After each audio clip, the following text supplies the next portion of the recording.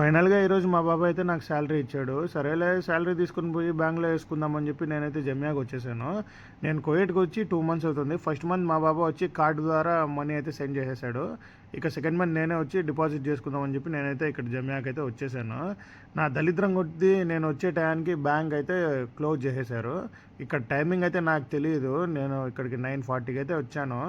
9:40 అవుతుంది time. Bank అయితే close చేసేశారు. ఇంకా ఏం చేయలేక ఇంకా సరేలే ఇంటికి వెళ్ళిపోదామని చెప్పి బయలుదేరిపోయాను. ఇంతలో నా ఫ్రెండ్ కాల్ చేశాడు. నేను వాడితో మాట్లాడా. మామ జీవితంలో పైకి ఎలా వెళ్ళాలిరా అంటే ఒక మాల్కి వెళ్ళరా అన్నాడు. మాల్కి వెళ్తే జీవితంలో పైకి వెళ్తామా అంటే లేదు, ఒక ఎక్సలేటర్ ఉంటుంది, దాని మీద ఎక్కువ తీసుకొని వెళ్తుంది అన్నాడు. సర్లే నీ కుళ్ళు జోకులు ఆపరా అని చెప్పి నేను వాడిని తిట్టి అయితే ఫోన్ పెట్టేశాను. ఇలాంటి ఫ్రెండ్స్ ఉండాలి బ్రో అప్పుడప్పుడు. అంటే మనం కొద్దిగా డౌన్లో ఉన్న ఫోన్ చేసినప్పుడు ఇట్లా ఫోన్ చేస్తే రిసీవ్ చేసి ఎత్తి మనల్ని అయితే కొద్దిగా ఇలాంటి కుళ్ళు జోకులు వేసి మనల్ని నవ్విస్తూ ఉంటారు. ఇలాంటి ఫ్రెండ్స్ అయితే ఉండాలి. అండ్ ఈరోజు నా దరిద్రం అయితే దారుణంగా ఉంది బ్రో నిజంగా. అంటే అక్కడ బ్యాంకు క్లోజ్, ఇక్కడ సరేలే ఫుడ్ తీసుకొని రూమ్కి వెళ్దామంటే ఇక్కడికి వచ్చినప్పుడు ఇక్కడ మతాం అయితే క్లోజ్.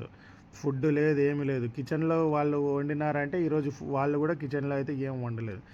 ఇంకా అయిపోయిందిలే, నీ బతికి అయిపోయింది. ఇంకా వస్తే చెక్కేస్తారు, వద్దులే ఇంకా ఏముందిలే ఇంకా పండుకో అని చెప్పి ఇలాంటి డైలాగులన్నీ మీమ్లో వచ్చే డైలాగులన్నీ మైండ్లో వేసుకొని సరేలే అని చెప్పి సైలెంట్ అయిపోయాను నేను.